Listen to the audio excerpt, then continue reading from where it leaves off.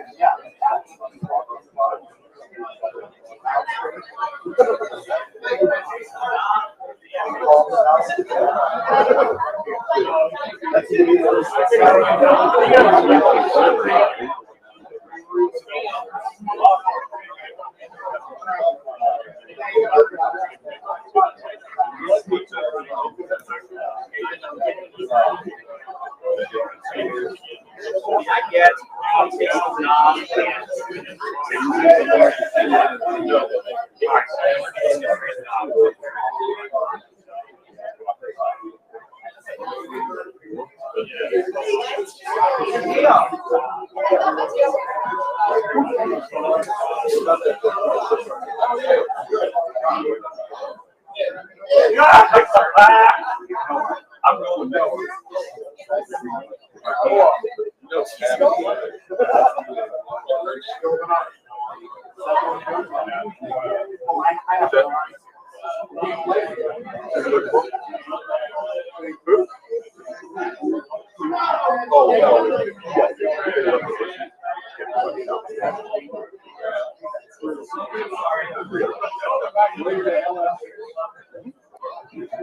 Sorry, I need one more run downstairs.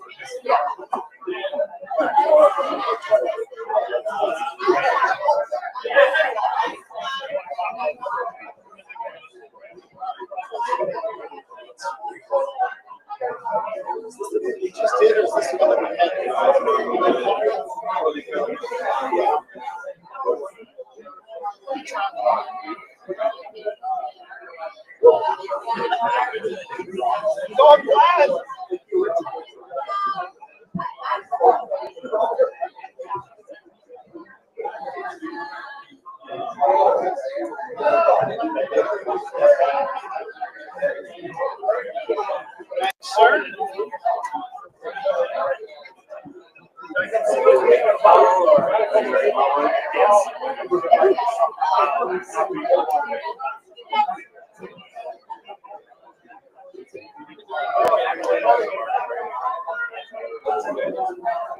That's my wife.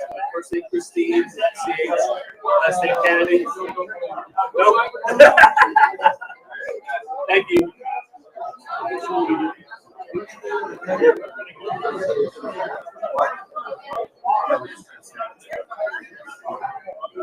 I see it might be 65. Yeah, it's coming tonight.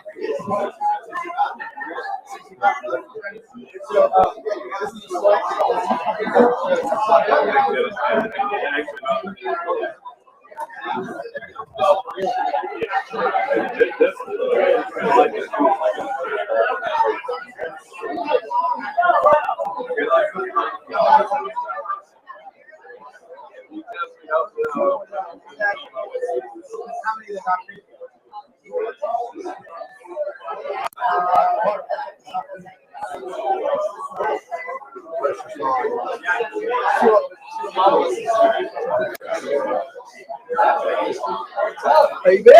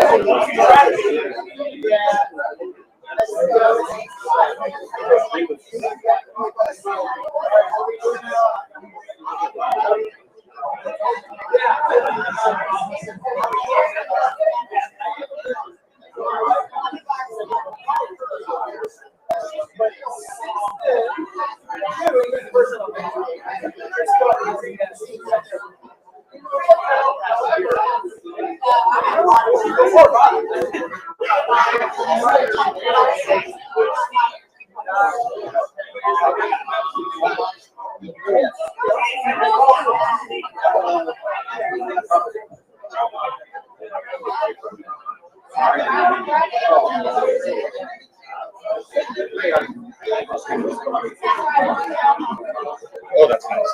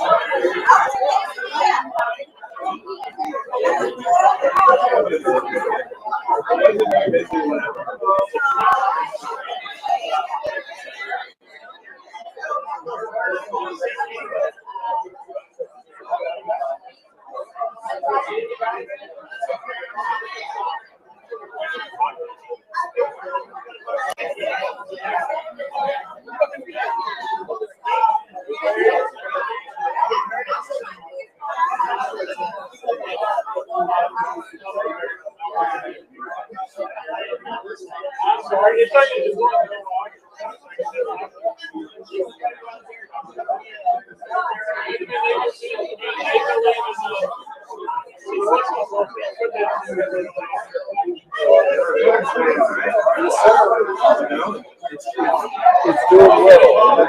It is.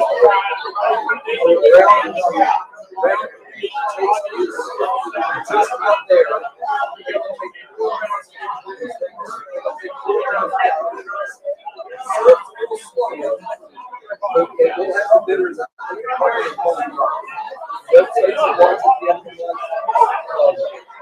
Now we're working heavy on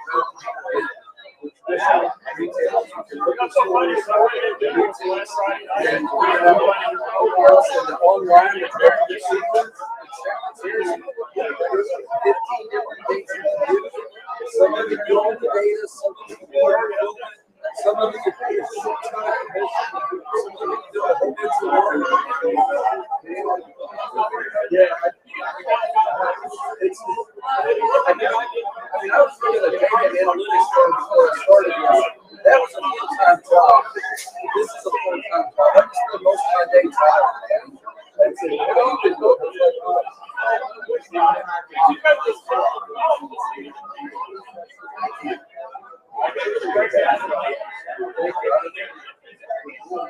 I'm excited too.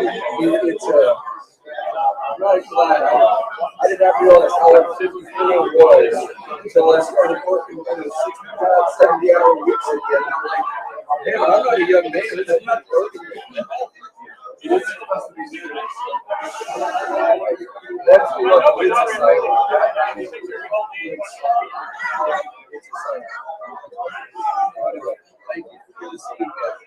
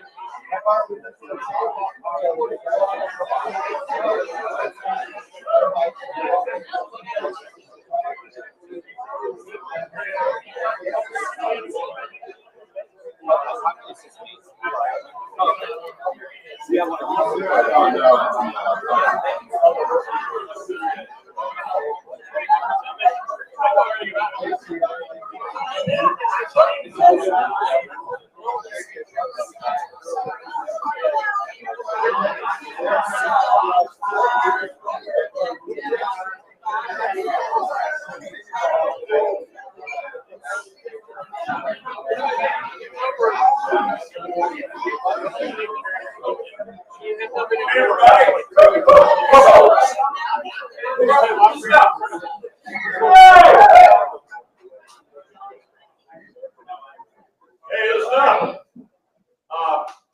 We're going to be running a little bit late, not too late, but I wanted to introduce Zach Johnson. Zach, stand up. So I met Zach. He's working on the banks in Frankfurt. He's one of 200 distillery brands serving. If without a doubt, this is the best bourbon I have the entire day from established brands, established distilleries, rectifiers, you name it. This is the absolute best. And so I invited Zach to come say hi. Maybe we'll do something with him later, but make sure if you're interested, go talk to him and introduce yourself. Blackwood. Do it. We're going to speak.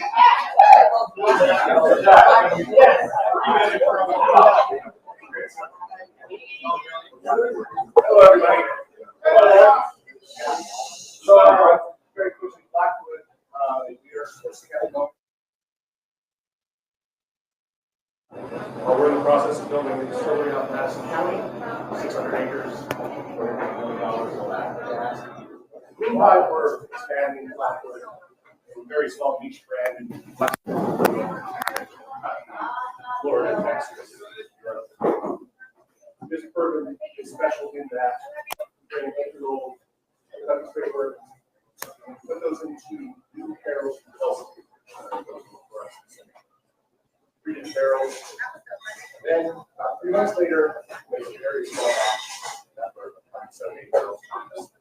So you see quality very high, quality very low. 2,000 bottles. Names on the notes, and if you're a red house, you'll have to work with the other agents. A lot of your produce rates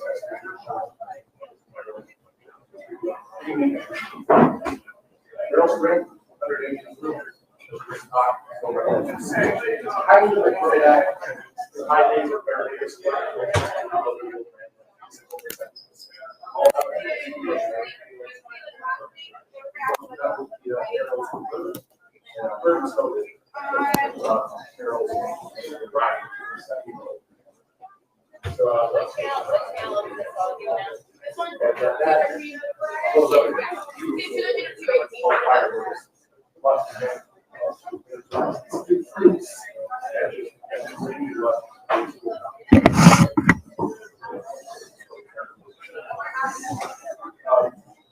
luxury product, $159.99 on shelves.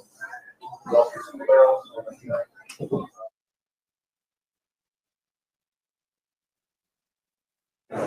delicious whiskey, taste, prices. No question. Thank you all.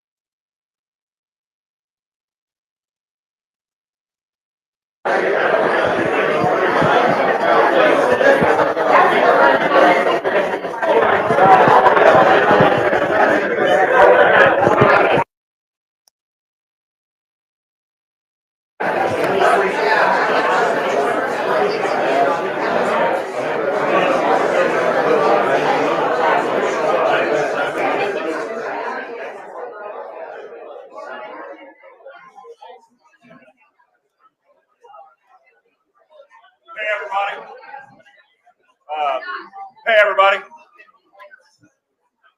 Did y'all ever see that FedEx commercial when the presentation machine didn't work and the guy was doing shadow animals?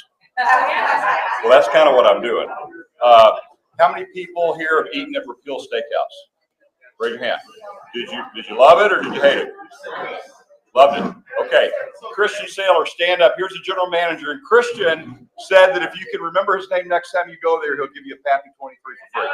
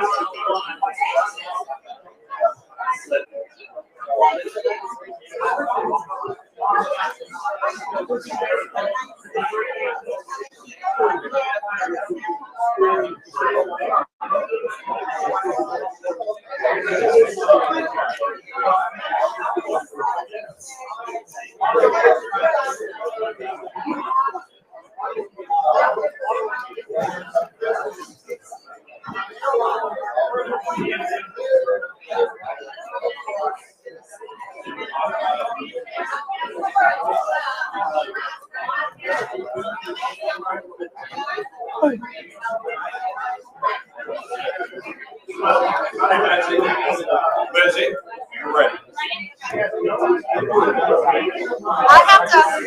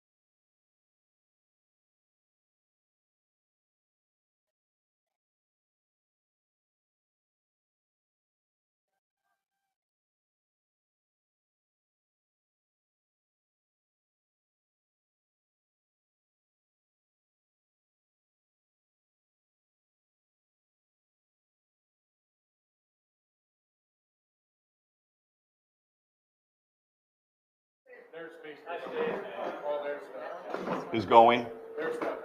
Still? Okay. We'll get it turned down. We'll get it turned down. But anyway, welcome everybody. We're glad to have you here. We've got a great crowd on a beautiful night. We appreciate it. Number one, make sure you tip Lindsay and Katie really well. Two ladies are handling this whole crowd. So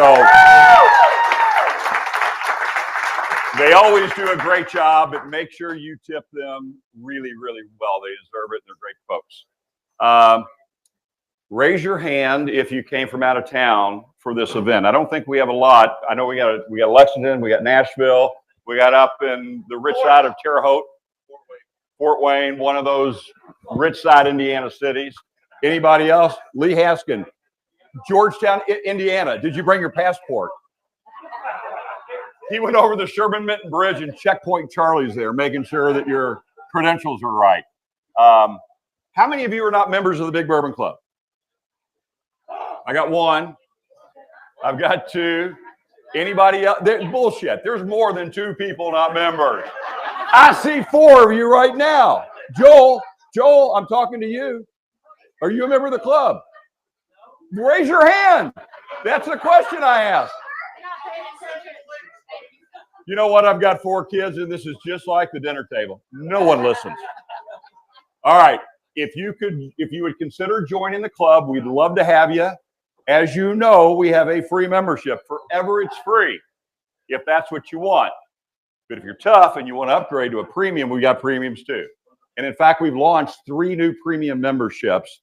And I'm not going to go into them all, but We still have top shelf, but we actually have a new membership level at $60 a year, which is cheaper than what we've had, cheaper than the small batch, which we no longer have.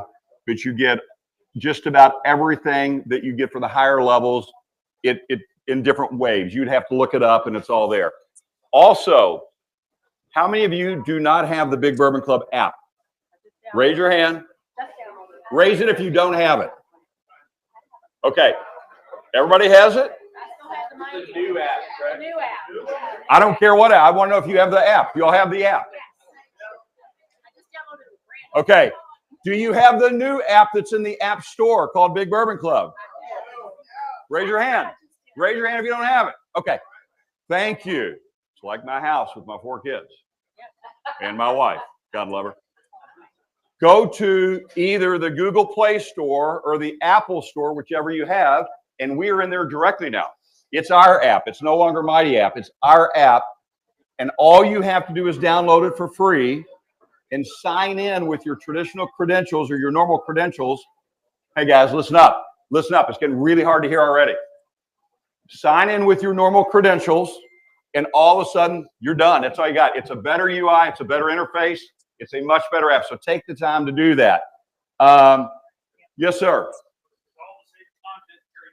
It's all the same. All you do is sign into the new app, and every bit of your history and content comes over. It is all you do is sign in. It's that simple. And what? What's that? Get rid of my. Brian, this isn't a partners meeting. You're not my partner anymore. Don't just speak up and tell me what to do any longer.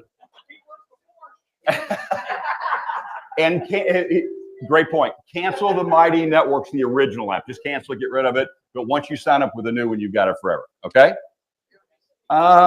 Yes, Bill. Alejandro, ¿qué pasa, puta?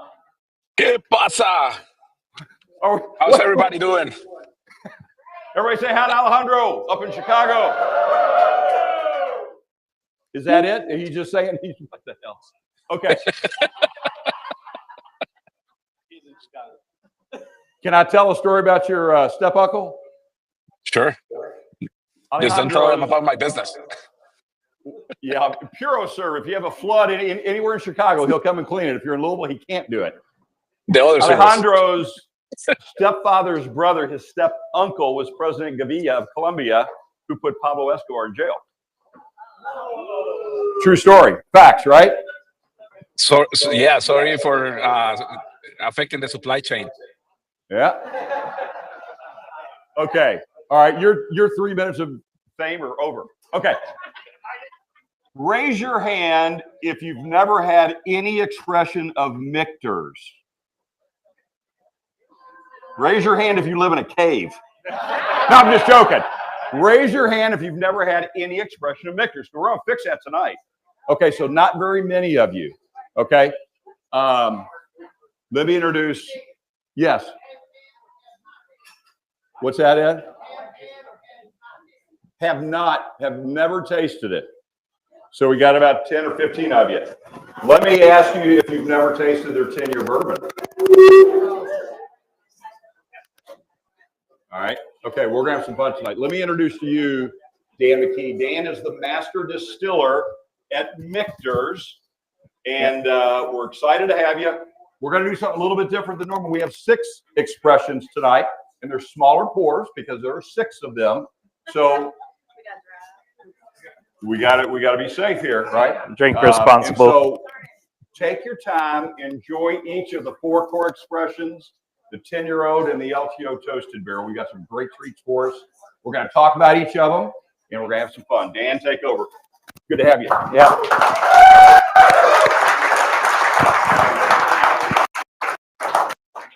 All right. Well, thank you very much for being here today. This is a very exciting part of my job.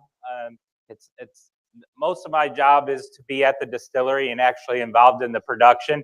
So you're still going to get a production person here. My presentations sometimes can suck. So let's have fun tonight. But anyways, it really is about coming together, having a great time, enjoying whiskeys. I thought bringing 6. We're going to have 2 very limited releases a little later on. I brought what we call our core four.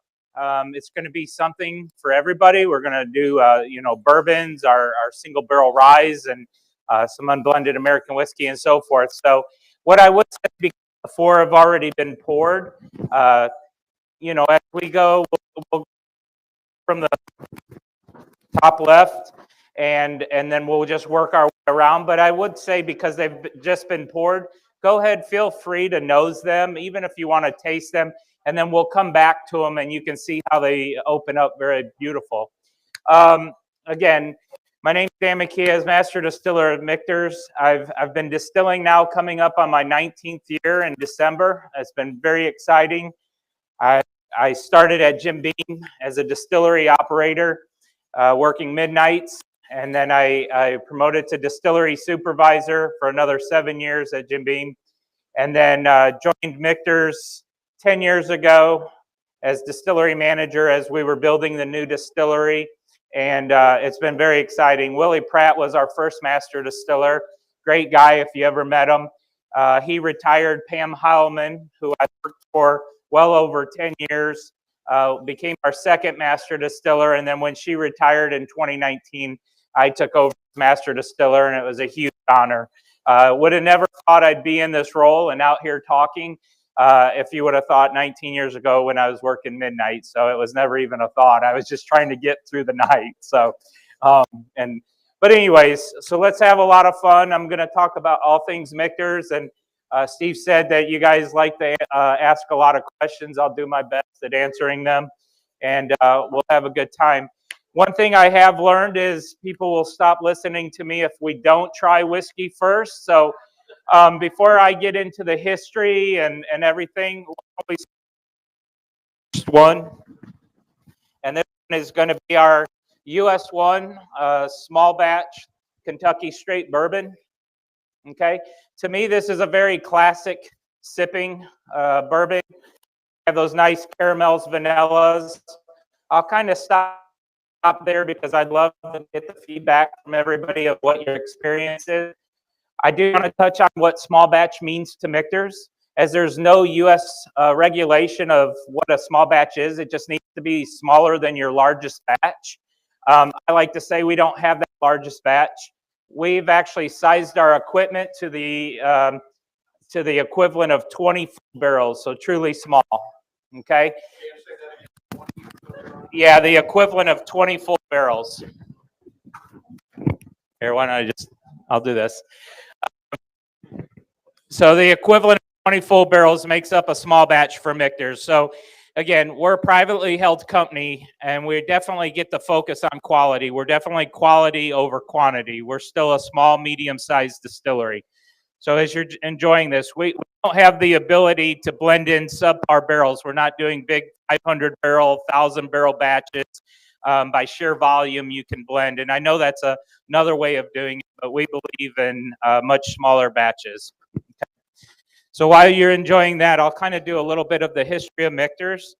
A company that has a very long and rich history that dates back to 1753, where it first started in Schaefferstown, Pennsylvania. John Schenk, a Swiss Mennonite farmer, began distilling rye whiskey. Back then, the predominant crop grown back then. Okay. Technical difficulty, sorry. Give me half a second.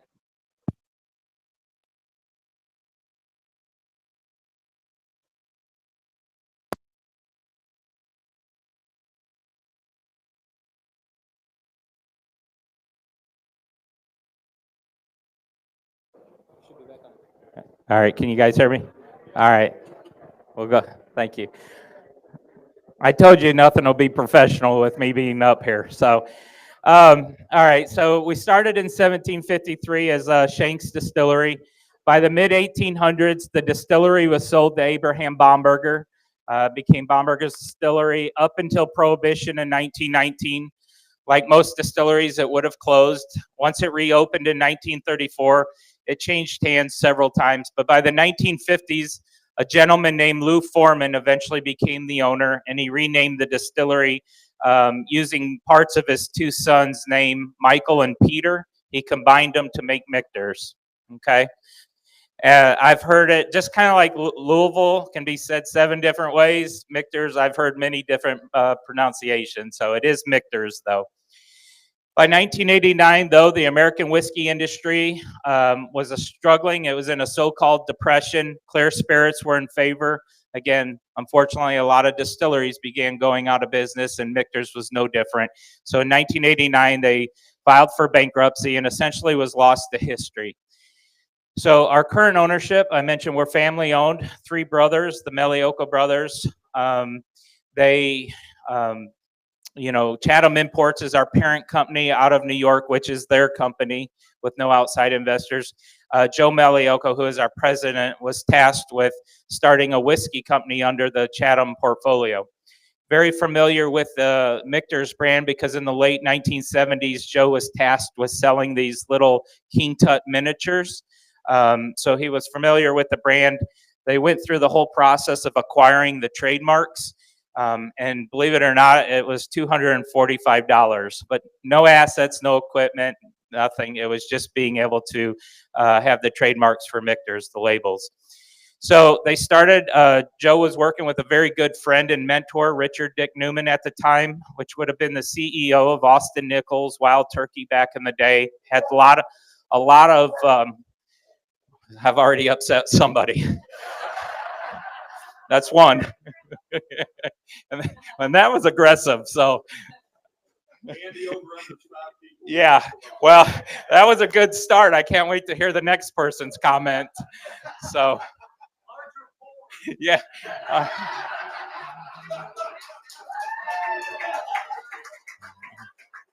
Again, as someone up front said, yes. Yeah.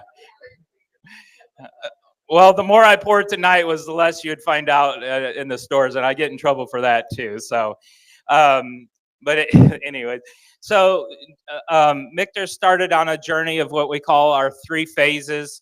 Phase 1, again, started in the 90s. The decision was made when Joe was working with, again, Richard Dick Newman, to resurrect the brand to Kentucky. Not that you can't make great whiskey in Pennsylvania, because you surely can, but Kentucky had a lot of resources, not just natural, but also distillers, people like Andrea Wilson, who is our master of maturation, COO. She's been doing this for well over 20 years. She's in the Kentucky Bourbon Hall of Fame. She's a master chemical engineer. Yeah, pretty amazing.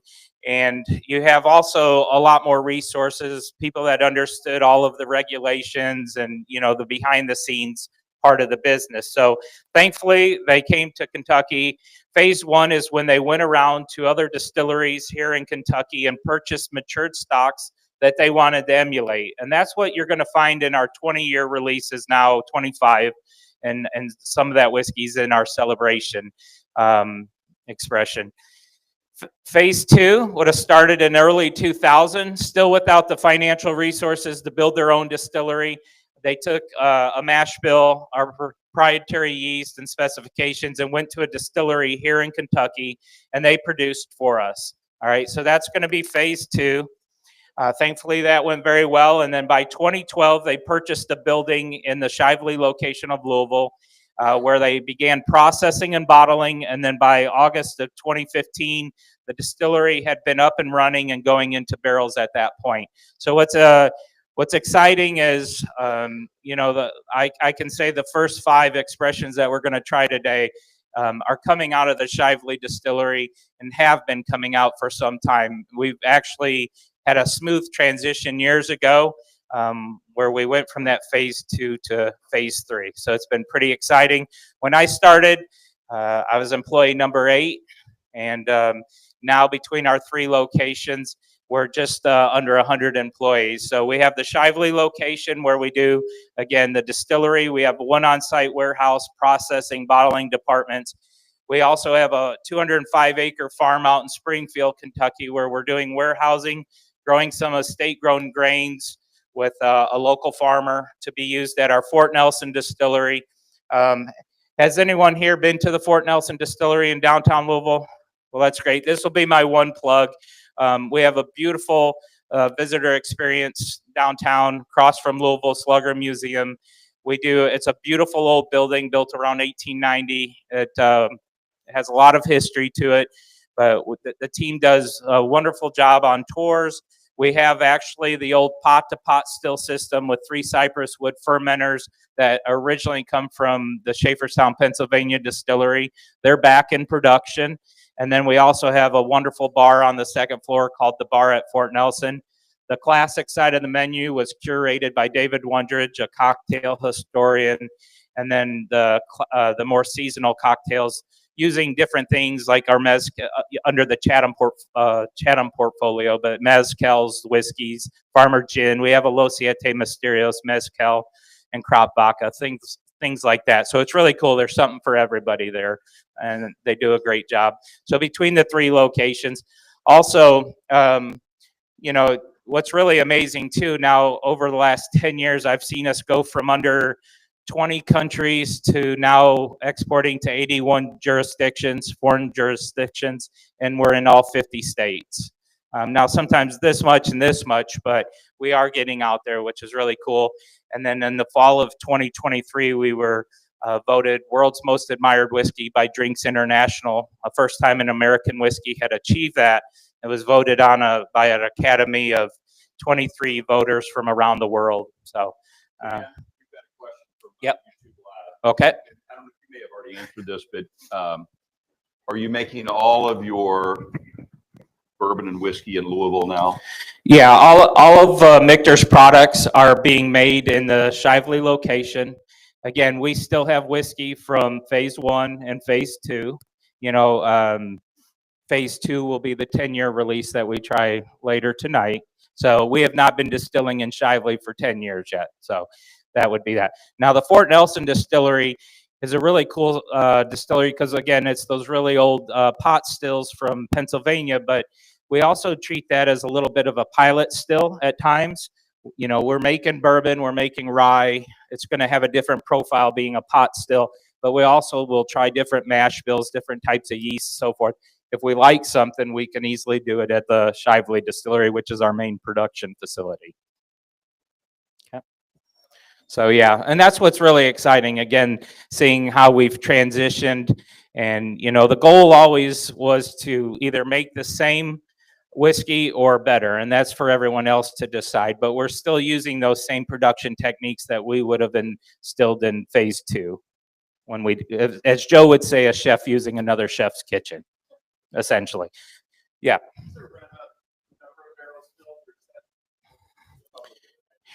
Since we are privately held, I will say, the question was, how many barrels do we have filled?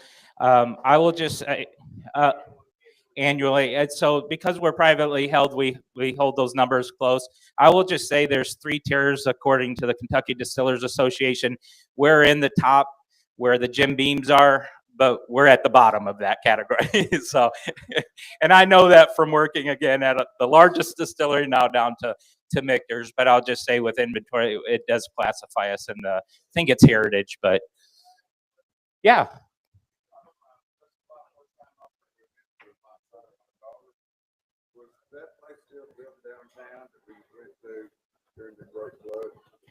Yeah, so he was asking if the Fort Nelson Distillery in downtown was built during the Great Flood. So the Fort Nelson Distillery was built in 1890. It housed many different businesses through the years, but yes, it went through the floods, the cyclones, and everything. But by the time Michter's purchased that building, it was in such disrepair. Some of you probably remember, but they had 8th Street blocked off for a long time because they elected to keep all of the outside walls instead of just keeping the facade, and they put up a steel bracing on the outside so that they could remove the interior structure and come back with over 400,000 pounds of steel and concrete.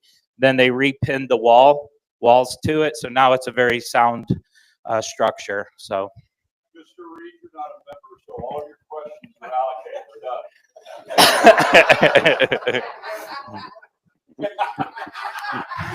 I get to scan the QR code. Okay. That's all you want. So Andy's funny. So anyone want to give your thoughts on the first one that we tried today? Very smooth, smoky tobacco. Okay, we'll get there. We'll get there. I was told we had 5 hours to fill, so no. So It's kind of like the Democratic Party. yeah, Talk, wow. talk, talk, talk. All right. Oh, easy. It's a joke. Yeah. Kind of.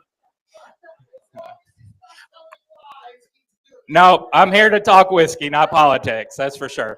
All right. So real quick before we go to the next one, one of the things we always like to say is our house style of whiskey is one of a whiskey that's very rich, well balanced, has a nice warm mouth feel, and ultimately smooth. I know a lot of people today will kind of make fun of saying smooth, but I'm going to elaborate as we go here on things that we do in our production process that really truly do make a smooth whiskey. And then as we're trying them through the night, hopefully that's what you feel. I like to say they're not big smack you in the face whiskeys. They were meant to either be enjoyed in a nice cocktail, but like myself, I enjoy them neat. Okay. We use corn, rye, malted barley, non-GMO, U.S. grade #1. So to us, we're starting out with the highest quality grains. Like to shout out Rick out there. He's part of one of our grain suppliers. And Hey, by the way, Mr. Rick Barney brought some malt in your patch we're going to give away a little bit later. Can you give away your cowboy hat? don't bring me into this. You already gave me a nice hat for last Christmas, so. All right, so let's go ahead and go to the next one. So the next one is going to be our US 1 single barrel Kentucky straight rye. All right. So our rye is a very approachable rye. We call it a Kentucky style rye. So if you're familiar with a rye whiskey, you have to have at least 51% rye grain in the mash bill. Okay. I mentioned we use corn, rye, malted barley. So with that being Kentucky style, we're closer to that 51% with rye grain. So it allows us to add a little more corn. So there's a really nice balance of sweetness and spice with the additional corn and malted barley. So see what you think with this one. Okay. Now you got pepper. Yep. And that's the beauty. I love rye whiskey. Kentucky style is what we're doing. North of the river into Indiana, there's a very large distillery that's probably supplying, I think, around 70% of the rye whiskeys. But a lot of that, they're known for very high rye, a much big, bolder experience. And maybe you enjoy that. I mean, high ryes are nice, but this is the way Michter's wants to present a rye whiskey, and that we find it that this has been a flagship of our company for a long time. In fact, if you go back to phase 1 in the 1990s, a 10-year Kentucky straight rye and a 10-year-old Kentucky straight bourbon were our first releases for the company. So we've been a part of that resurgence of the rye category.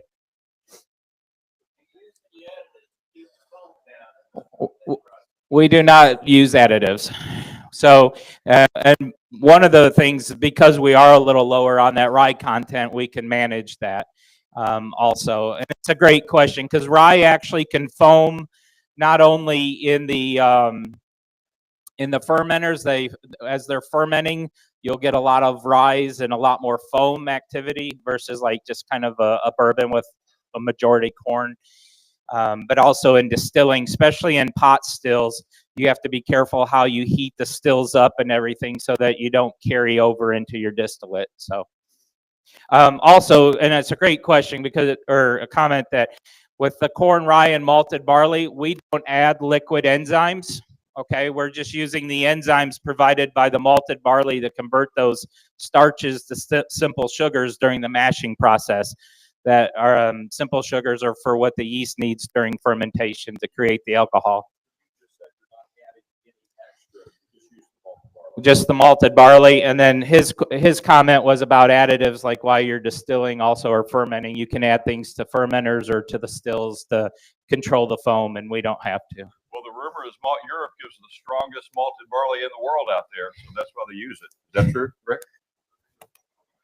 Wake up, son. Hey, Rick, the question was, does Malt Europe have the best malted barley out there? Absolutely, he said. What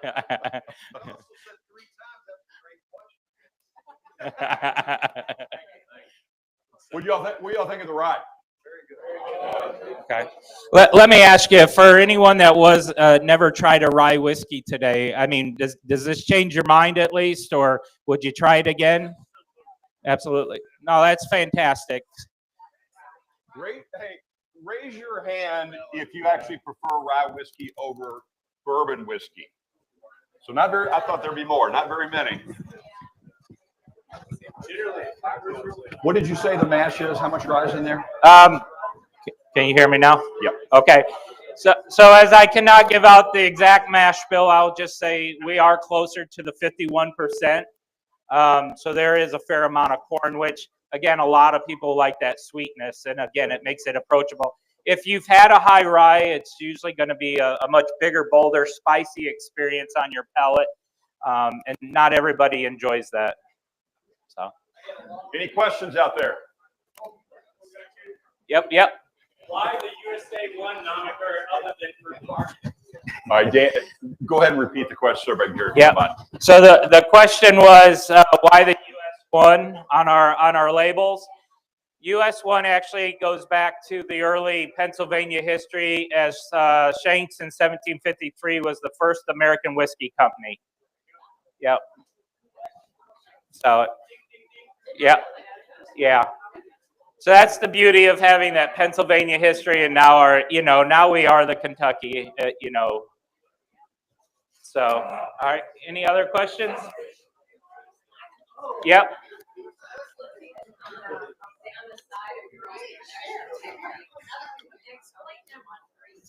Okay.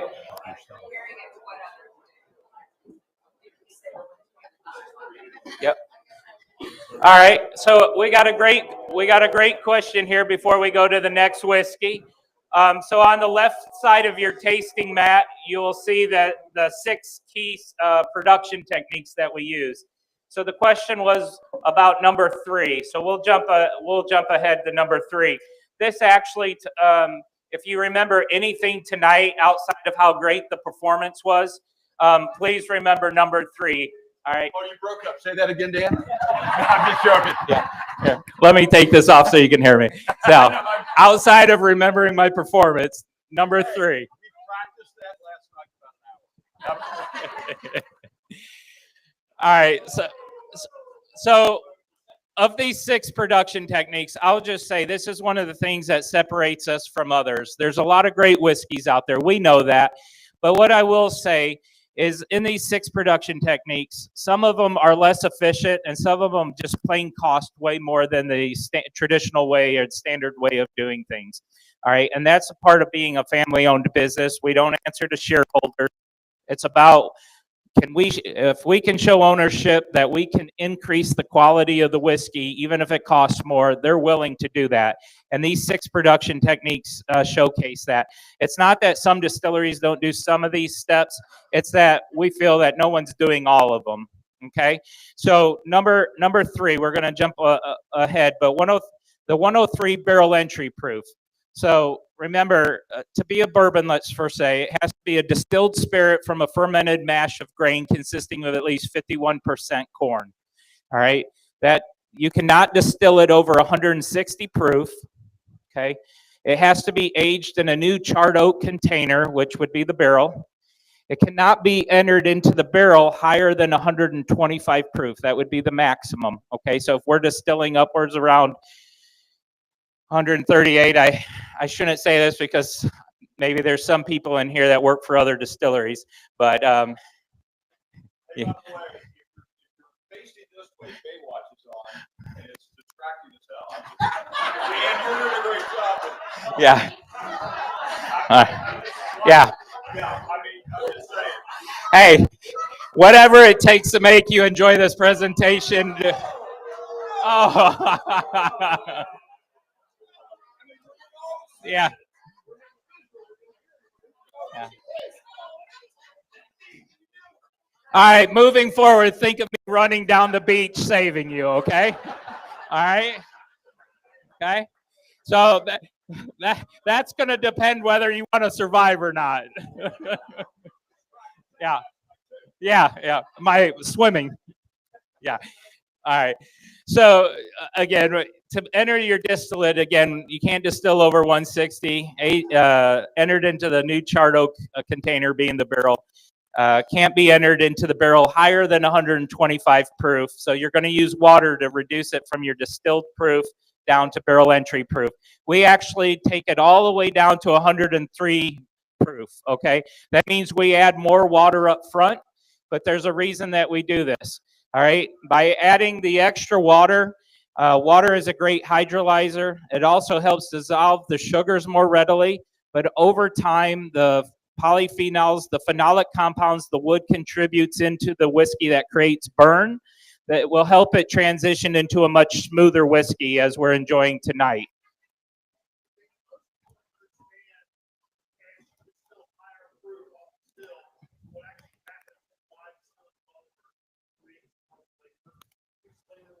Sure. So just in the distilling process, if you think about why distill to 138 proof or why 145 or so forth.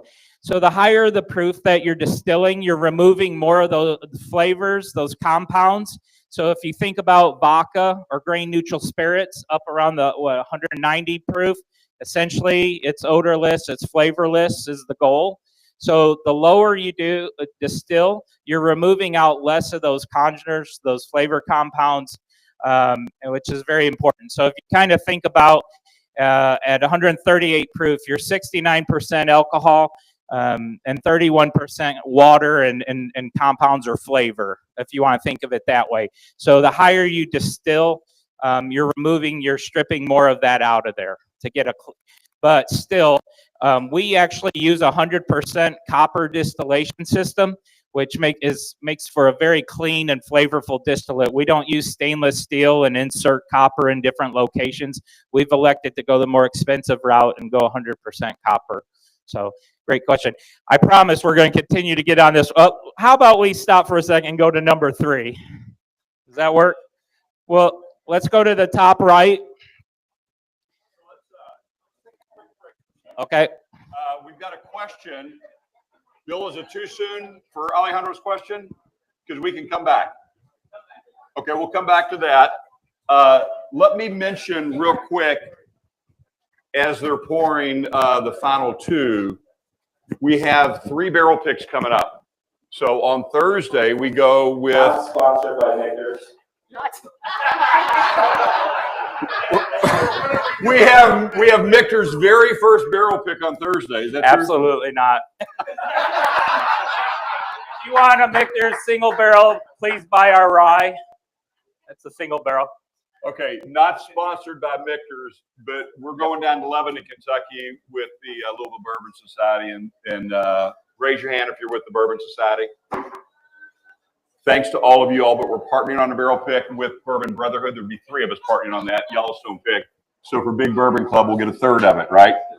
We have Grander Rum on its way via barge from Panama. And now that the longshoreman strike didn't last more than 4 days, it's a little bit of a delay, but it's due in 2 days, and we should have it in time for the November event. The last of the year here is Grander Rum, and that rum is finished in a Michter's. No Michter's barrels. Old Forester. I was trying to pump you up.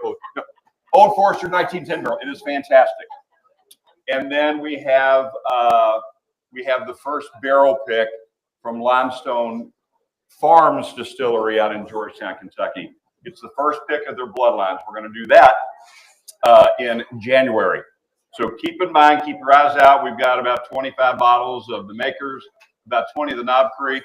Don't pull a hamstring jumping up to go buy some, but you can get it from Mr. Steve Pope before you get out of here. Okay? All right. Any questions for Dan before we go to, are we going to 3 or we're going to 4? So we're still on the question about number 3, but why don't we go to sample number 3, top right, and then I'll come back to it. So number 3, the top right, this one is going to be our US 1 small batch unblended American whiskey. Let me ask, who has not had this one before? Okay.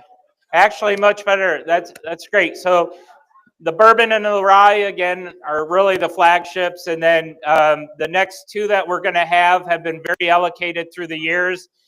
They're gaining in popularity, which is very exciting. So the unblended American whiskey. This one, this whiskey here is a very sweet, dessert-like whiskey. It's a very approachable whiskey. I think this is a whiskey that's great to also introduce people into the category or bring them back after a bad experience. Because to me, again, it's very sweet and easy. Now, what makes this special is this is a bourbon-style mash bill. Okay, so we're going to make the mash bill. We're going to ferment it. We're going to distill it. We have all the distillate for it, but some of the distillate's going to go into a new toasted, charred American white oak barrel, which is our standard barrel. Okay, we air dry and season, which I'll talk about here. We toast, we char, and it's American white oak. Okay, and then some of the distillate is going to go into a once used Michter's bourbon barrel. Okay, those barrels are going to go into the warehouse. They're going to age. After fully aging, they're going to come back together, creating a very nice, sweet, approachable whiskey. Now, one thing I do want to add, our US 1 line, we age to a taste profile at Michter's, not an age statement. So these are typically between 5 and 7 years old. If it's not ready at 5, we let it continue aging until it's ready. Okay, just like our 10-year releases. They're not 10 years in one day. They're always much older. In fact, recent years, we've been up in that 14-plus range. Years back, we've even had up to 18 still sold as a 10-year-old release. It's about bringing the best experience to our guests or our whiskey fans.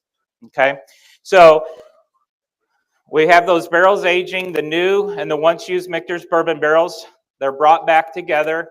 And the reason that you see unblended on the label, which at this point, I think we're still the only distillery that does this. We wanted to distinguish ourselves from blended American whiskey. If you're familiar with blended American whiskeys, they can add up to 80% grain neutral spirits along with 20% whiskey. They can add coloring and flavoring. We're not doing any of that. It's just our two whiskeys and a new barrel and a once used Michter's bourbon barrel coming back. So what's your thoughts on this one? Yeah, very smooth. Now, again, I understand if this isn't, some people will say too smooth, right? They want a little more. But this also is a fun one. Andrea Wilson, I mentioned our master of maturation as she oversees the maturing side of the business. And, of course, we overlap. She loves to, in the summertime, leave this bottle in the refrigerator and serve it chilled. Peach smashes are always a fun, easy one to do with this one also. It's when you're having fun. Okay. Okay. Thank you. Thank you. All right. So kind of going back to number 3, that question about low barrel entry proof. As I mentioned, we add more water from distilling from 138 all the way down to 103. It helps dissolve the sugars more readily. It helps the whiskey transition into a much smoother whiskey because of the phenolic compounds the wood contributes to the whiskey.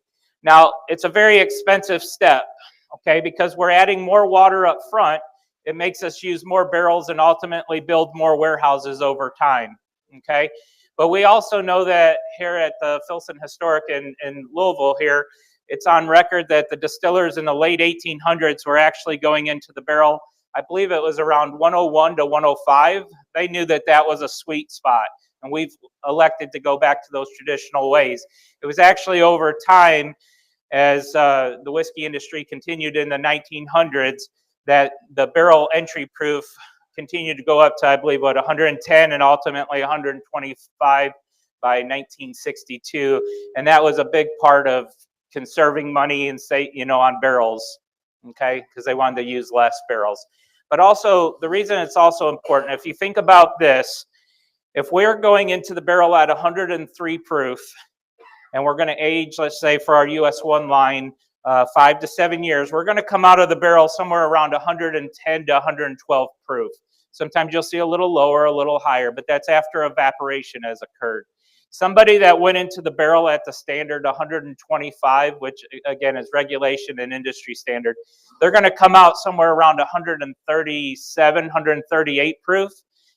At bottling time, they're going to add 50% more water that had no influence of the barrel versus how we're doing it. So it's another reason we feel our whiskeys are very rich and flavorful and hold up very well in cocktails also because it's less dilution. Okay, that's why that's the most important.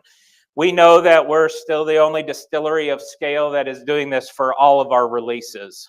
Okay, and that's why it's so important. Everything of those 6 key production points we're doing for all of our products, not just special releases. We're not trying to save a dollar here or there. In fact, we'll only elevate it. Like the air dry and seasoning, we start at 18 months and go all the way to 60 months. Yes? Phase 2 was all under. Yes, we were practicing these techniques early on, yes. Okay. So with D.D. Williamson here in town, produces colorings for soft drinks or bourbon, whatever. Are you aware of any bourbon distilleries out there that are actually coloring it that aren't supposed to be? Well, first, no, I'm not. So the question was, am I aware of any producers doing different means to their whiskeys? I am not. But second of all, I mean, we're very regulated. If they are, they're just playing it, you know, they're gambling.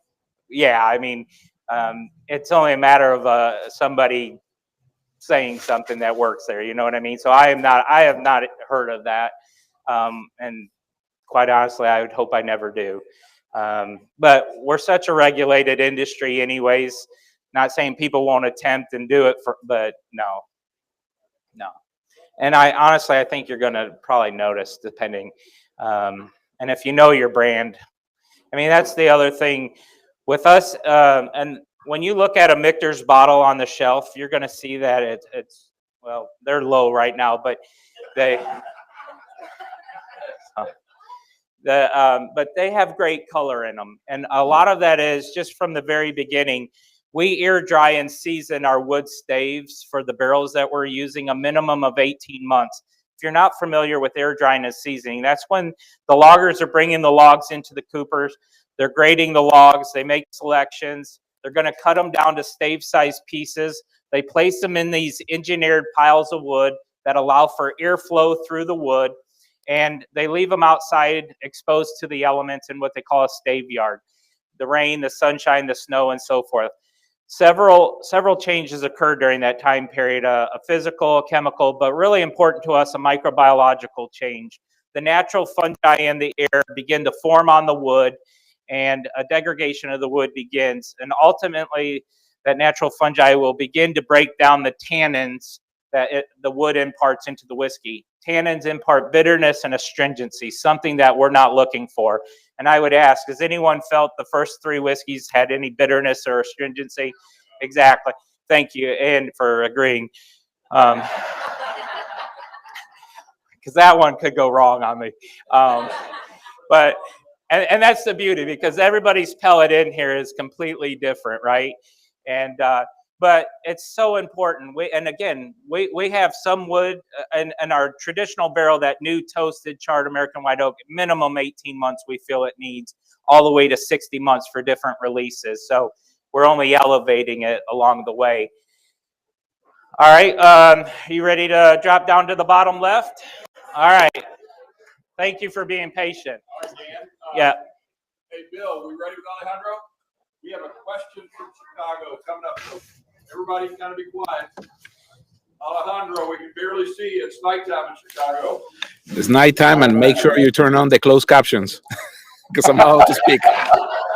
Speak very slowly in that Spanglish of yours. I'll do my best. I'll try to speak on Uncle Steve's language. Thank you. So first of all, Michter's is by far one of my favorite brands, and obviously I wanna continue enjoying it and see it succeed.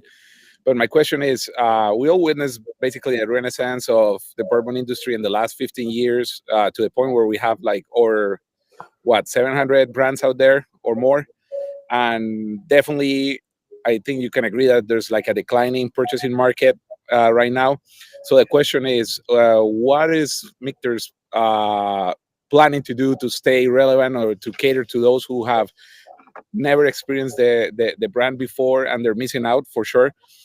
In terms of maybe new products, are you going to stay just with the same products? Just what's your insight on what the market is and what Michter's is planning to do to stay relevant? Okay. Well, thank you. It's very nice meeting you. Nice to meet you. So, I mean that is true. Just with the many different outside environmental factors, economies, household incomes, things like that, the spirits industry to a point has softened somewhat. So, but to remain relevant, well, first of all, Michter's has never been a flavor of the month club. All right, we're not a brand you're going to see us just putting things out. It will not release something unless we feel it's right. To support that, back in 2022, our 10-year bourbon, which was already well over 10 years at that time when Andrea and I were going through the stocks, we felt that the 10-year bourbon needed to increase certain markers in the whiskey, like the mouthfeel and the aromatics. And we approached ownership that we would like to hold one of our big releases for an additional year of aging. And ultimately, they decided to go with that. And so I think that's that commitment to quality that I keep talking about. Every brand's going to talk about quality, but what are the things that are you doing to support quality, like the 6 production techniques that we're doing? But that's another thing. We held one of our big, very popular releases until 2023 just to get an additional year of aging. And again, it was already well over 10 years at that point. Who in here had the 2023 release? We've had a lot of people. It was very successful. It was a very stressful time for Andrea and I because we made the decision. It was our idea. And then here we are, But we also didn't catch a lot of flack for that because Michter's, as we've grown through history, or as we continue to grow as a company, people understand that we are about quality and not quantity. And so I think that's one of the biggest things that's going to help us through this, because you're right, I've been doing this now long enough. I was at the beginning when I started to see the big wheel turning in the industry, and now I've seen that rapid growth, and we owe that to you guys, and we're very thankful for that. I mean, look at that. I mean, packed house. I mean, so there's still excitement in spirits. There's other outside factors that are causing some of this. But for Michter's to remain relevant, it will be our commitment to quality, first of all. And then second is we do have innovation. But again, some of it will not see daylight and some of it we're very excited. But we're not going to rush it just so that we can compete with other brands that are putting something out every month, every other month, right? That's just not going to be who we are. Dan, I've got a question from social media. Does Michter still do the delivery pickup service like you started during the COVID time? The curbside? Yeah, the curbside service, is that still around? Wow, I'm going to get in trouble for not knowing that answer. No, we do not. Excuse me, I misread that. I did not think we did. So at Fort Nelson, we sell the Core 4. You can get that anytime, all day long. The limited releases, we're very selective about it. We do it at random times. Also, our goal was not to compete with stores that are supporting us in the industry too. So that's why it's also, you're not just seeing a ton of it there. Yep, sorry. Go ahead, sir. Dan, you used to make a bottle called Celebration. Yep. Do you still make that? What's the cost of it today? Yep. So the question was, do we still make a product called Celebration? So we do. It's called the Celebration Sour Mash Whiskey. It's actually, I'm very honored to be a part of that project. We've only done that 4 times since 2013. Okay. It's a release that, if you go back to 2013, Joe Melliocco, our president, and his team was looking around the world, the whiskeys, and noticed some very beautiful high-end scotches and cognacs and said, hey, why can't we have a very beautiful high-end American whiskey? So they set out for the Celebration Sour Mash Whiskey. They had already the aging stocks from phase 1, so those barrels were already aging up in age. So in 2019 would have been our 3rd release, and my first one as Master Distiller. And then in 2022 was the 4th one. So it's a very limited release, never to be duplicated. So for like 2022, it was parts of 7 barrels, 3 Kentucky straight bourbons, 4 Kentucky straight ryes, ranging from over 12 years to well over 30 years. All right, it's a beautiful blend. It was 112.8 proof, not dollars. Some of you were waiting for that. It actually suggested retail for that in 2022 was $6,000, but we've seen it sell for over $20,000. Not from us, obviously, but we've seen it. It's pretty exciting. And some of the older releases we've seen up in the 30s. Yeah. The whole project takes over a year. The packaging, of course, you would expect it's very nice. The bottle itself has gold labeling, a gold cap. It's a very beautiful. Only 328 were made for 2022, so very limited release. But it's something special to be a part of. So. Hey, Dan, take one more question. Mr. Reed, but Alejandro's going to come up. He's got a story about celebration you guys share. Okay. Yes, sir.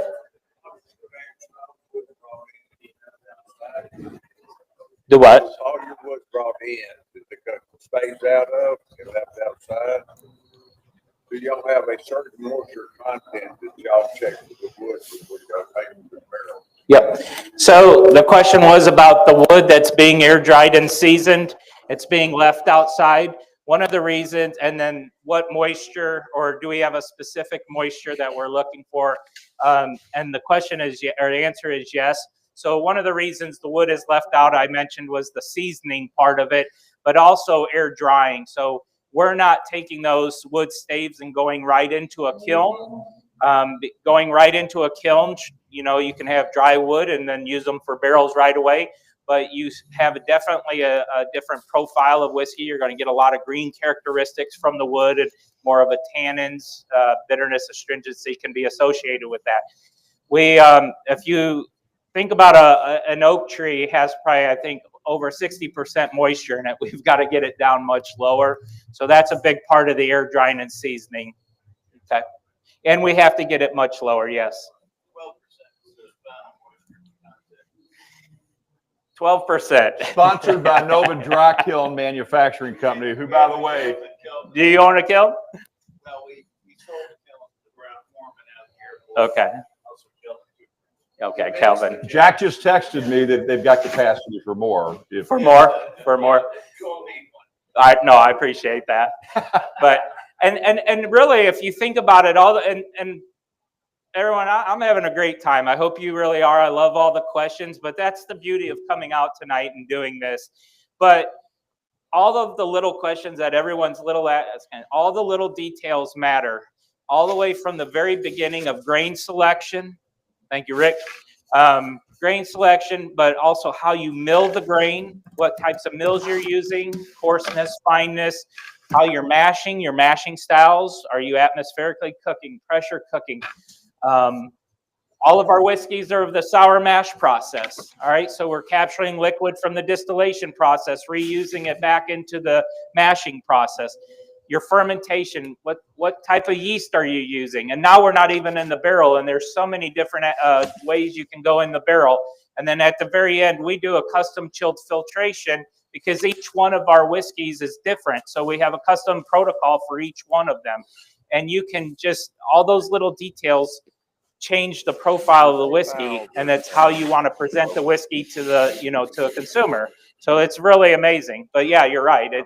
You can just kiln dry, or some people may only air dry and season for 8 months, 12 months, but what?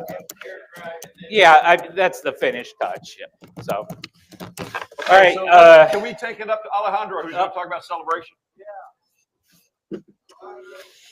Yeah, I just had a quick anecdote about the celebration now that you mention it. It was actually indirectly the bourbon that got me into Michters, because back in 2016, and I don't know if you guys seen a show called Billions in Showtime. And there's a character there, they call him Wax, and he goes to a bar and orders 2 Michter Celebration, and the bartender says it's $800 an ounce. And the person who's with him says, "You don't understand. He's asking for 2 bottles." So I was very new to the bourbon industry, to the bourbon journey, and next day is like, I gotta go find this bottle. And like an idiot, I'm starting to go store to store to store to store, and they're just laughing their asses off at me. And then one guy just felt bad. It's like, "Well, I do have something called Michter Sten if you want." And I say, "Okay, I'll take it." And I was just captivated by it. And it's been almost 8 years since that happened, and only until last year I had the chance to try it for the first time, and it was just blew my mind.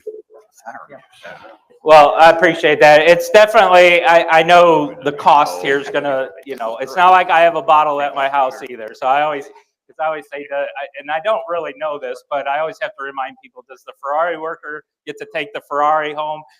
I assume not, but anyways, it is a beautiful expression. It'll be much different than anything you've tried.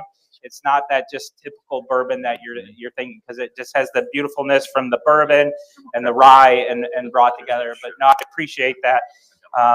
And like I said, each release is always going to be is different. So Sooner. Okay. Sooner rather than Any other questions? later. What'd you say? Ready to go number 5? What? 4? Oh, 4. Shit, I thought we were already there. All right. Oh, that's because Steve said we were taking a break. Yep. All right. Do what? One quick question. Well, go ahead and drink 4. We'll get there.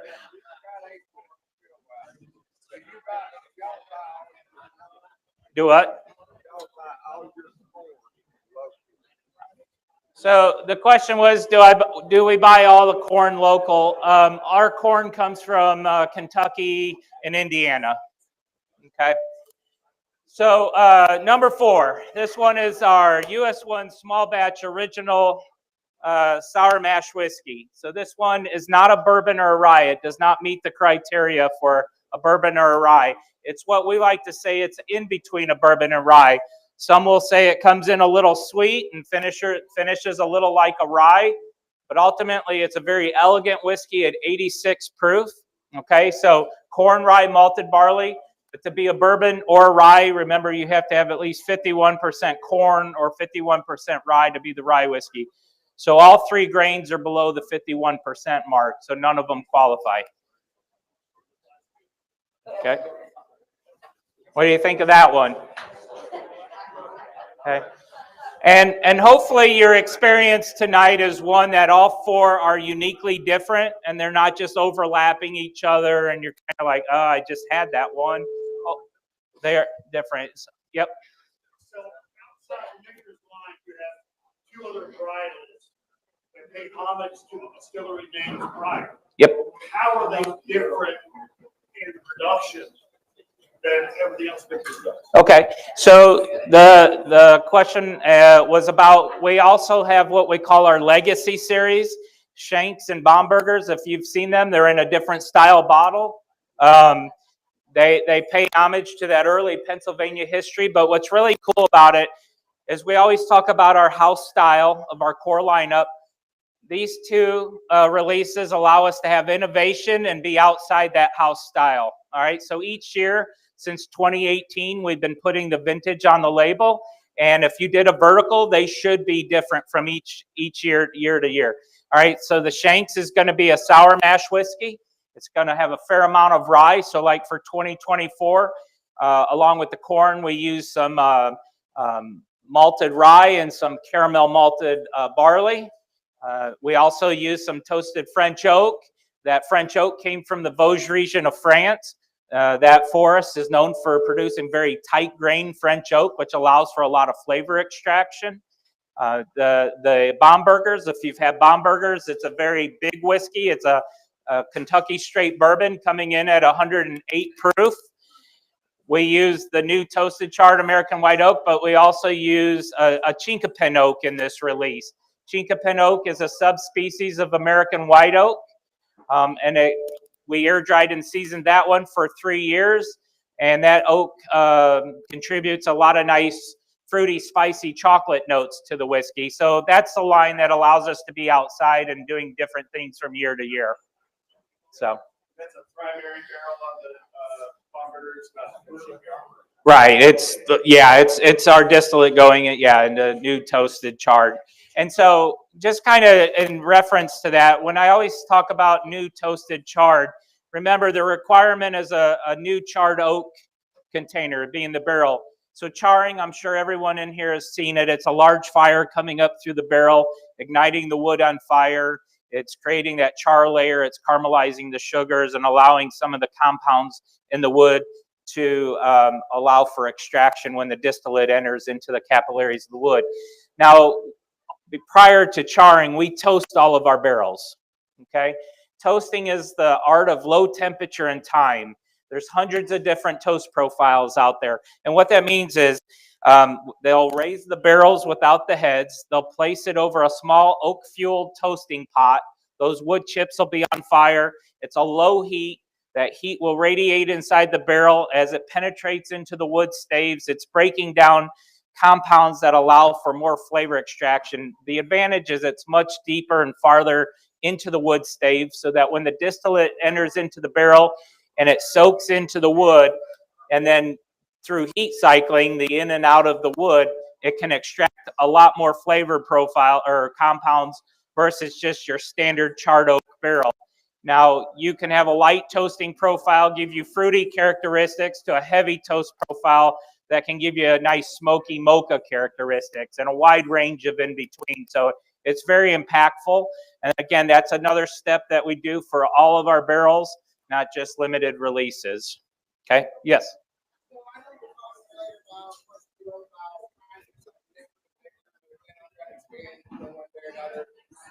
Heaven Hill's been doing a lot of this with Michter and RC and everything. Are you guys thinking about coming out with a barrel proof, like your American whiskey or something, to kind of spice up? Because tonight so far that's been my favorite, but I would like a little more flavor, a little more punch out of it. I think bring it up a notch. So you like barrel strength? So I'm just curious, are you guys thinking about maybe instead of coming out with the standard? I know your rye comes out. Hey, Jonathan, we have 2 barrel proofs up for sale in the back.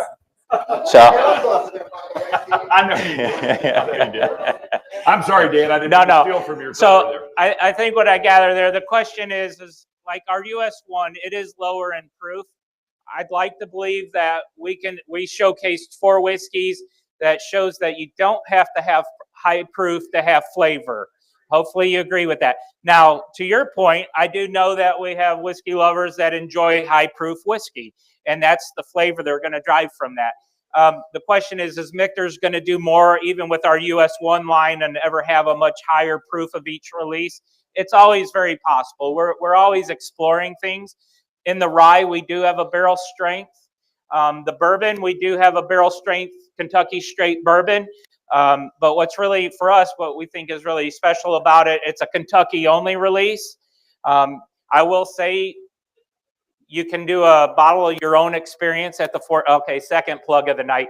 You can go down to the Fort Nelson distillery and do a fill your own bottle experience. That will be the Kentucky straight bourbon at barrel strength. And it has a special labeling, you get the right and so forth. But to your point, we're always looking at things because we do hear the comments, oh, I wish your rye was a little higher. But we're always exploring. We'll never get away. Never is never, but I don't think we'll ever get away. But like the barrel strength rye, if you've come across that, hopefully that would be something you'd enjoy. Yep. Sure.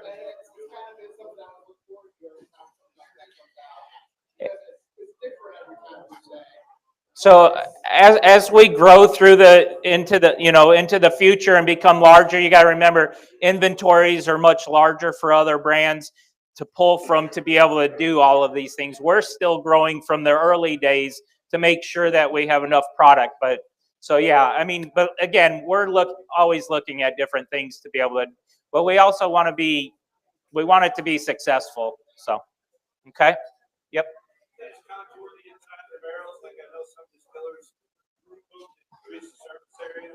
So our standard barrel would just be the toasted and charred. Okay. All right. Number 5.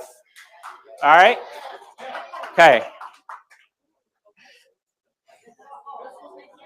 All right. Number 5. This is our US1 small batch toasted barrel finished Kentucky straight bourbon.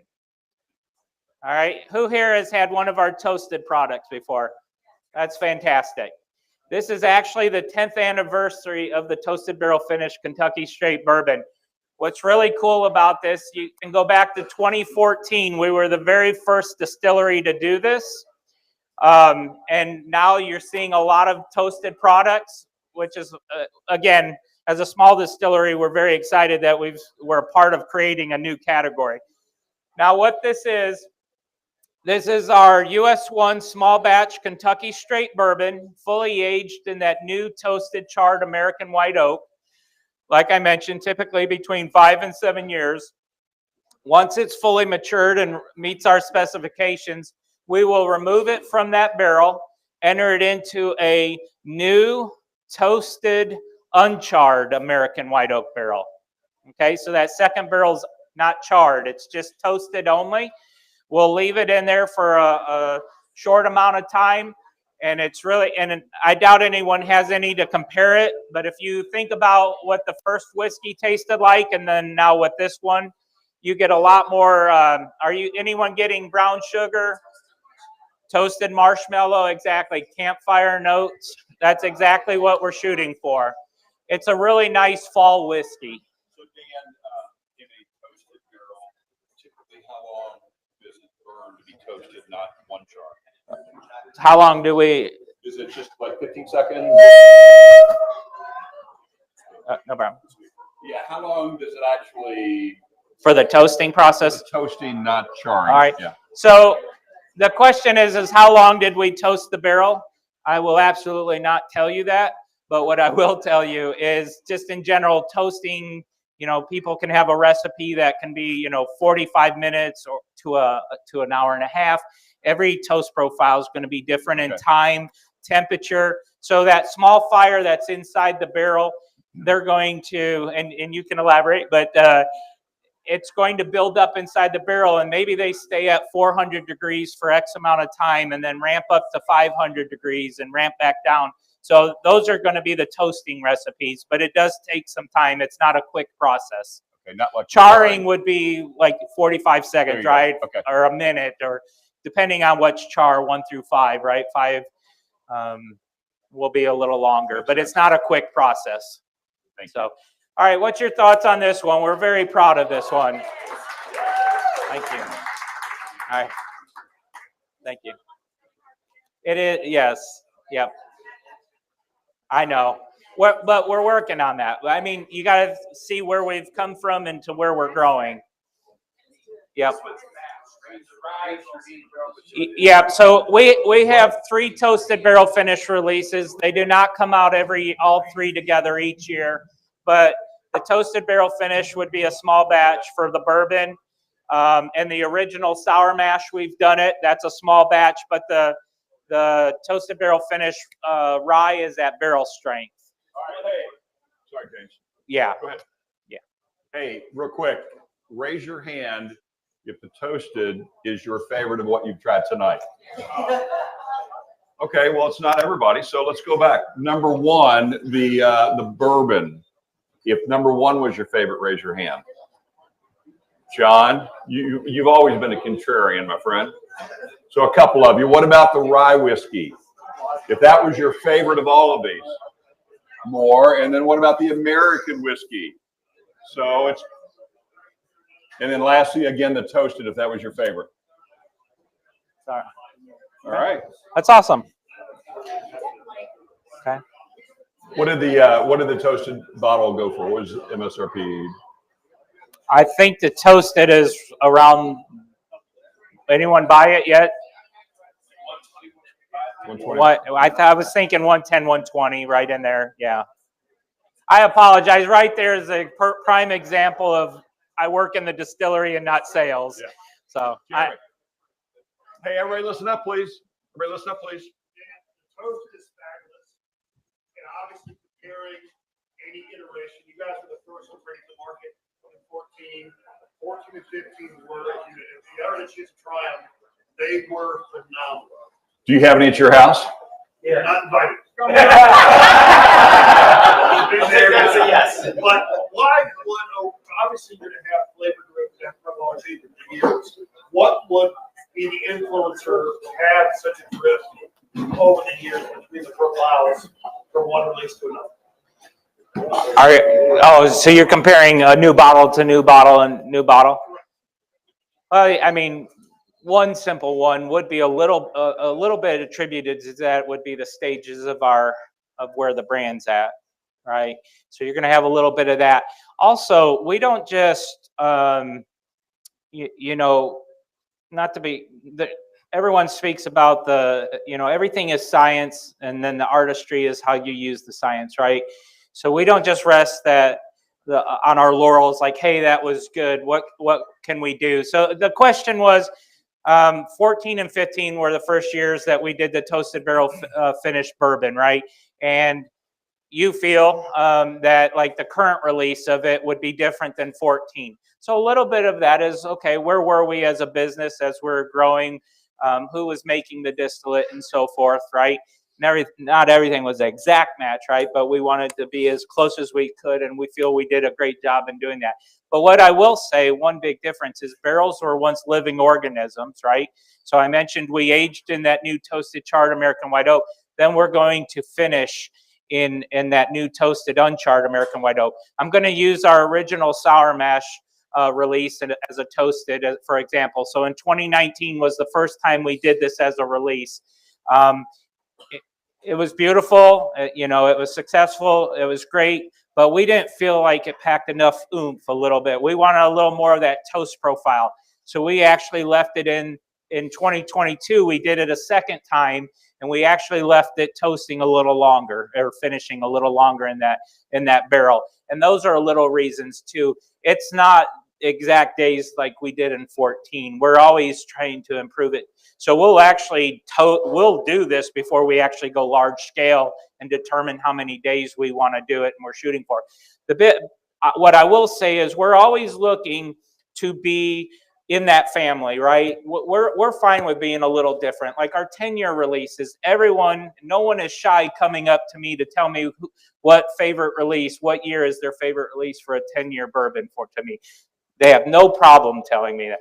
And that's the thing. But remember, we're aging to a flavor profile, not that age statement. So, and we want it. We know each year is going to be a little different. Remember, it's a single barrel product. And also, so you're going to get a little, but we want to ask the question first, was it in the family? Now, the last thing we want you to do is go to the shelf and go, that is so drastically different. That's not our goal, right? We want to make sure that you're happy, you like that profile. But that would be why there's a little bit of difference, to your point of drift, from 14 being 10 years ago until where we're at now. Well, I appreciate that. I really do. Like I said, we're a small team, and I love doing this. So, yes.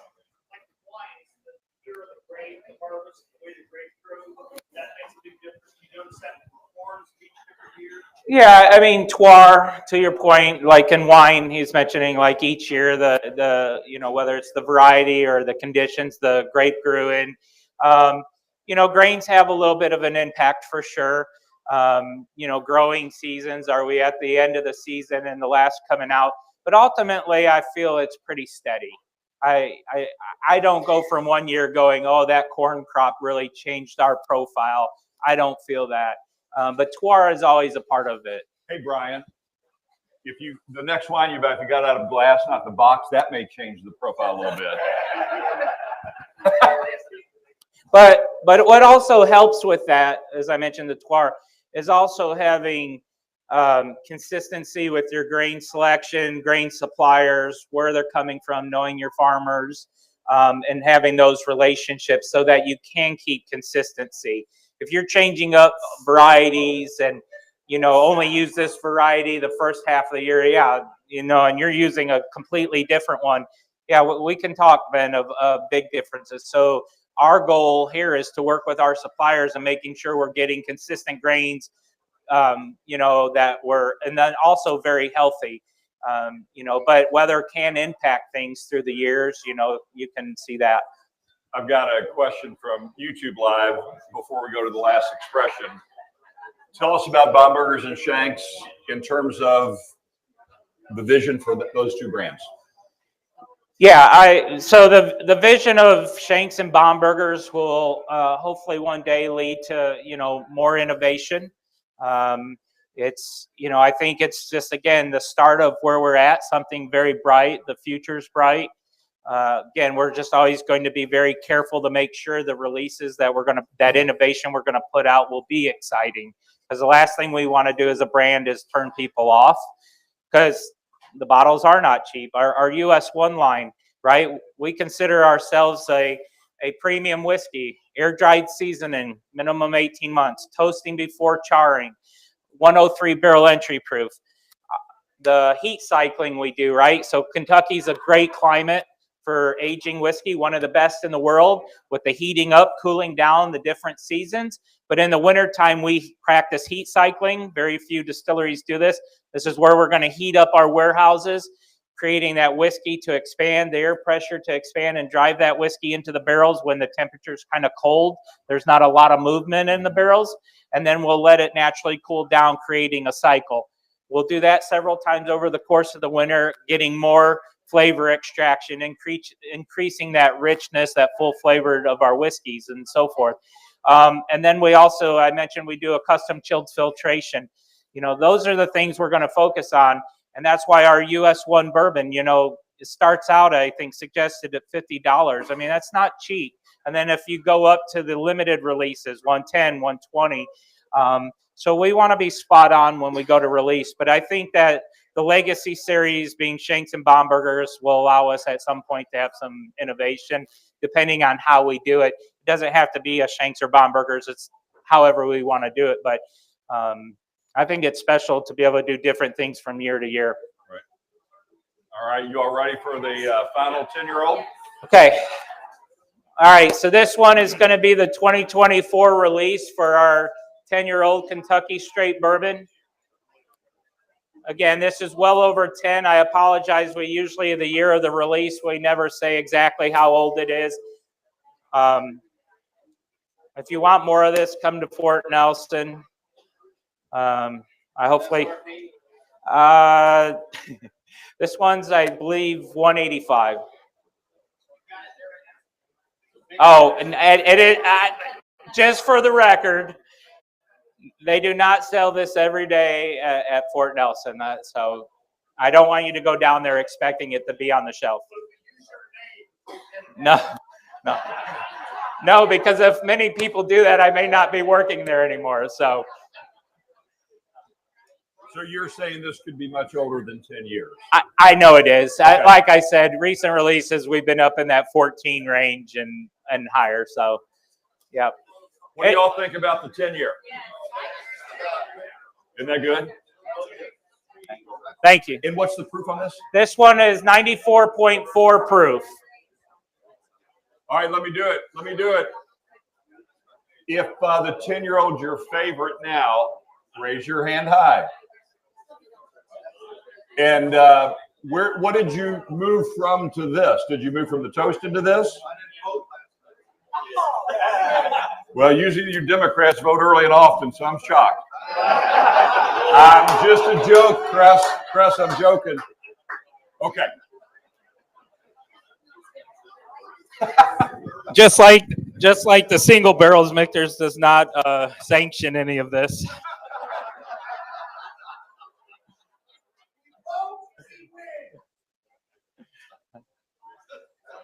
We what? Thomas Reed.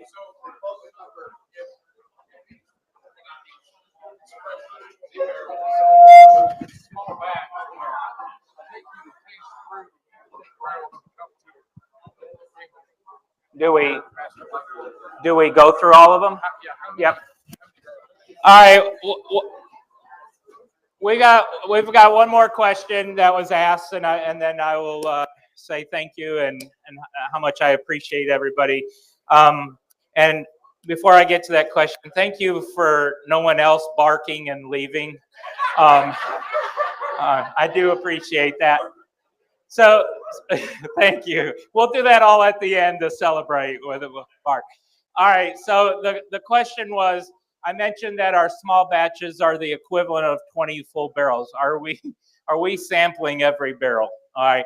So when we produce, and it's a great question, we are producing lots, right, every day, or how we're doing this. And then, so what we'll do is those lots will then go into the warehouses. They will age, and then when they get to where they should be ready, we have a great team. Catherine Onan, she's also a chemical engineer. She's one of our younger team members. She used to manage a warehouse and now is our director of forecasting and blending. And the team, they do a great job, a lot of data collection, sample collection. They will go in, we go into the warehouses several times each year collecting samples, and they're being evaluated organoleptically, running on lab equipment. We're measuring the compounds. We're getting real-time data so that we can make real-time decisions, whether we don't rotate barrels, but let's say something needed to move, right? We can make those. Is something not aging well? Is something wrong? Do we need to dispose of it? Because if something doesn't meet our standards, we actually send it out of the facility to be repurposed into fuel ethanol. We don't just, it's another reason we don't have those large batches to be able to blend in those subpar barrels, okay? To your point, we are sampling everything though. It's coming in, we're measuring. Now, if you're in a lot and then you're tasting it, you don't have to taste every barrel, but when they're coming in from the warehouse into the processing department, those processing operators are doing quality control tests on every barrel though. But we have a high level of confidence when they're coming in because Andrea Wilson, myself, and a small team every week sit in a tasting panel to approve future batches. Yep. Just for example, if we had a barrel that was reaching 16, 17 years, we collect a sample and we feel that it's plateauing or maybe a certain compound is starting to develop more than we would like, we'll actually pull that out of the barrel, put it in a stainless steel drum, and by law, the aging has stopped, and then we'll figure out what to do with it at a later time. But it's so that if it was meant to be a 20-year release, we don't want to get to 20 years and not be able to use it. So we're very proactive. So final question is mine. Will you all ever go to a barrel pick program, do you think? Never is a long time, but I'd say no. Not for now, anyway. Probably never. Okay. Wow. I think I got that. But so couple of things before Dan says goodnight. Thank you so much, Michters. Dan, for you. And Keith for putting this together. They've graciously donated, if you will, or given you the Michters Glencairn. So take that home and use it wisely, and we appreciate it. And I'll have a few notes, but Dan, great job. We greatly appreciate you. Yep, thank you. Thank you. Appreciate it. Again, thank you very much. And it's really cool. There's actually a lot of familiar faces out here, a lot of new faces. So it's very great to meet everybody. Like I said, 19 years. This is it's very exciting to get to do these things. I get to be myself, whether it was good or bad. But it's a lot of fun. And going back to I think it was 2017, but you had brought up billions. If you want to laugh, a good laugh, I wasn't master distiller. Pam Heilman was. She was supposed to go out to New York and do I think it was a post-wrap party for the cast and crew and to do a tasting. Some reason she could not go, and they sent me. I had never really done a public tasting before, and I had never been so nervous, but they were awesome. And so I feel more comfortable. I don't know if I'm any better, but again, thank you so much, and thank you for supporting Michters. And thank you for everybody here, the staff. So thank you, Steve. Thank you very much. Just a couple of final notes. Number one, thanks to the Louisville Bourbon Society, and thanks for our partnership. We appreciate it very much. Also, Marion, thank you for the Bourbon Women in the back corner, our great friends at Bourbon Women. And so if any of you ladies are interested in learning more about the women, go see these ladies. But you got to be a member of BIG before you, well, you know, we're all friends. We're all family, right? So listen, thanks everybody. The final event of the year is Grander Rum in November. If you're not a member, we'd love to have you. So just go online, go to the Big Bourbon Club in the App Store or the Yugo Store. Lastly, Crest Pride. Thanks to my partner, Chris, for hosting us. Lindsay and Katie, tip the ladies well. Thanks. See y'all.